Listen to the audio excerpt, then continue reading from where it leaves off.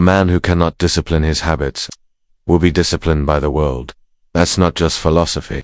That's a warning in a world addicted to comfort, distraction, and validation. You don't rise by talent, you rise by habits. And if you let these 7 habits slide, you deserve the disrespect from others, from life, from yourself. Because a man who doesn't respect his time, his energy, his purpose, a man who lacks respect for his time, energy, and purpose invites others to take advantage of him. Today, we establish boundaries. These 7 habits are the difference between weakness and power. You can distinguish between noise and peace, defeat and dignity. If you want to live by the Stoic code in a modern world, the present is your battlefield. Habit 1. You let your mind get hijacked by that average man touches his phone 2,617 times a day. Epictetus once said, "No man is free who is not master of himself." However, how can one achieve mastery over oneself when constantly distracted by every notification, vibration, and scroll? Such behavior is not just a harmful habit, it is the erosion of your will. Every swipe is a compromise. Every unnecessary notification is an invasion.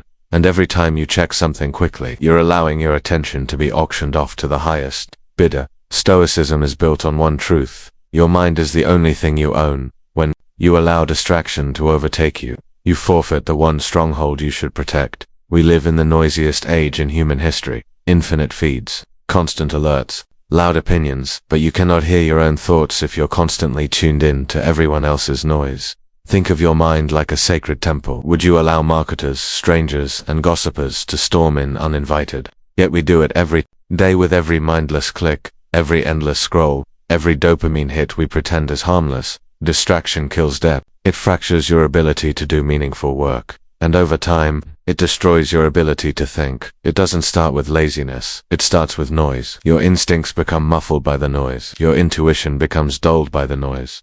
Such noise is why the Stoics practiced silence. The Stoics embraced silence for this reason. They sought not only tranquility, but also accuracy.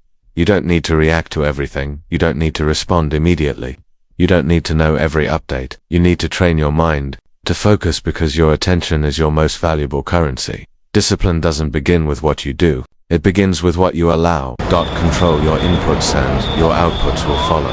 Reflection moment. If your mind was a kingdom, would you let invaders walk in every 5 minutes without resistance? Habit 2. You compare yourself to other people. Seneca warned us, it is not the man who has too little, but the man who craves more and is poor. Comparison poisons your soul. It breeds jealousy, insecurity, self-contempt, but more than anything, it blinds you to your own path. There's a reason. The Stoics practiced negative visualization. They imagined losing everything, so they could be grateful for what they already had. But comparisons are everywhere today. Social media isn't connected. It's an extreme form of comparison. You see a stranger's best moment and compare it to your worst day. You see filtered success and assume your struggle is failure. But your journey isn't supposed to look like theirs. The Stoics taught us to define success internally, not by fame, not by wealth, but by virtue. When you compare, borrow someone else's measure of worth, and you wonder why it never fits. Comparison leads to resentment, not just of others, but of yourself. And that resentment creates paralysis. You stop building, you stop growing, you stop trusting your process, that every man has a different mountain to climb. You cannot climb your own mountain if you are focused on someone else's peak. You are not behind, you are not late, you are just distracted from your journey. The Stoics would say, look inward. You are merely diverting your attention from your path. The Stoics would advise, look inward. Redirect your focus to the only individual you are meant to surpass.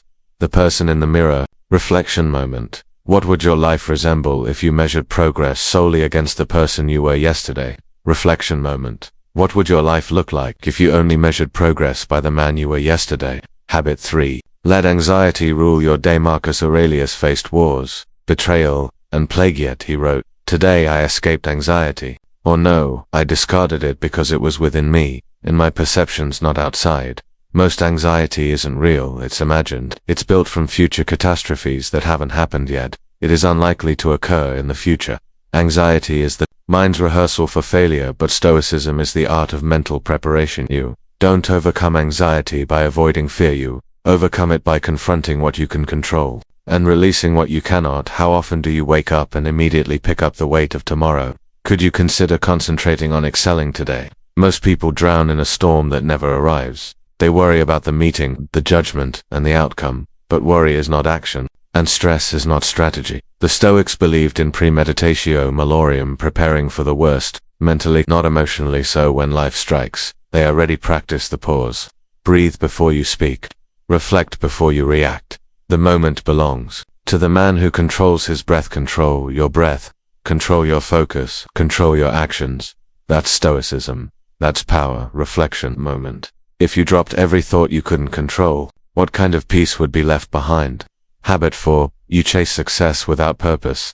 Man chasing success without purpose is like a ship caught in a powerful but lost. Seneca once remarked, no wind is favorable if a man does not know to which port he is sailing. And yet, today, we are constantly told to grind harder, hustle more, and outwork everyone. But for what? For whom? What is the ultimate goal? There's a difference between ambition and alignment. One burns you out, the other lights your way. The Stoics never told us to abandon success, but they taught us to redefine it. Real success is progress toward virtue, toward self-mastery, and toward peace. Chasing money alone leaves you empty. Chasing titles leaves you anxious. Chasing validation, pursuing titles can turn you into a puppet. Ambition without values is chaos. Purpose provides its shape. Ask yourself, would you still want this goal if no one ever knew you achieved it? Would you still work for it if it brought you no likes, no applause, no followers? Reflection moment. What are you building quietly that you'd be proud of even if it never went viral? Habit 5. You abandon your identity for approval. Every time you compromise your values for approval, it erodes your soul. You don't lose yourself completely at once. 1,000 small compromises can lead to death. Saying yes when you truly mean no is a mistake. One often finds oneself laughing at situations that lack humor. We assume roles to evade rejection. The Stoics taught it is impossible for a man to learn what he thinks he already knows. But today, many of us pretend to be someone else just to be liked. And the irony, the more masks you wear, the less anyone truly sees you, including yourself. Approval is fleeting. Integrity is eternal. You will be misunderstood. You will be disliked. That's not failure, that's freedom.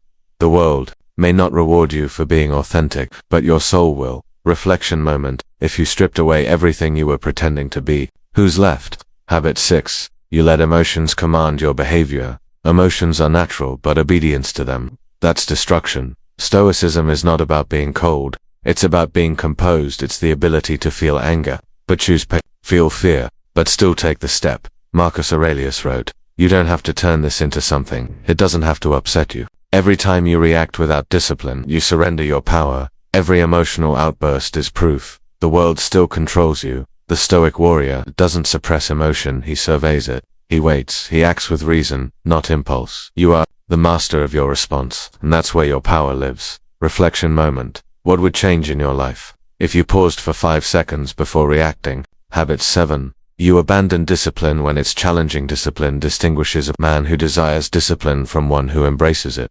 Anyone can be disciplined when it's easy. The test is when it's cold, when you're tired, when no one's watching. Cleanthes, a Stoic who trained as a boxer and water carrier, said, lead me, Zeus and destiny. Wherever you have assigned me, I'll follow. That's not weakness. That's surrender to a higher code. Your discipline is your destiny. Every time you show up when it's tough, you're carving a new identity. Every rep, every early morning, every cold shower, not punishment. It's proof. Stop breaking the promises you make to yourself. A man who keeps his word in private becomes unstoppable in public. Reflection moment. What would your life look like if you kept every small promise to yourself for the next 90 days? These 7 habits aren't just bad tendencies. They are silent assassins. They destroy your character, your clarity, and your calling. Let them slide, and the world will treat you like you don't matter, but fight for them. And the world will recognize a man of principle, a Stoic. Discipline your distractions. Silence the comparisons. Calm your mind. Anchor your ambition. Guard your identity. Master your emotions. And show up even when it's difficult. That is how you earn respect. Respect does not come from the outside world. You earn respect from the man in the mirror.